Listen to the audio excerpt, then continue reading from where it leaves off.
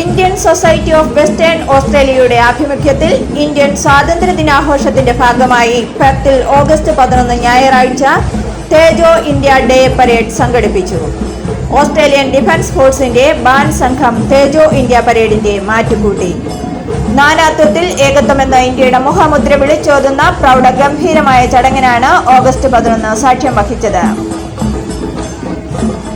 വിവിധ പ്രായത്തിലുള്ളവരുടെ സാംസ്കാരിക പ്രകടനങ്ങൾ പരിപാടിക്ക് മാറ്റേകി.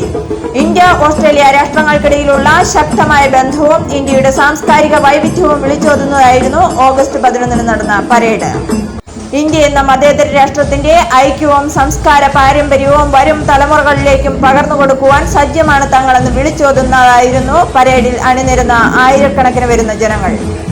പരമ്പരാഗത ഇന്ത്യൻ വസ്ത്രങ്ങളണിഞ്ഞ് സ്വാതന്ത്ര്യ ദിനാഘോഷ പരിപാടിയിൽ പങ്കെടുക്കുവാൻ വൻ ജനാവലിയാണ് എത്തിയത്.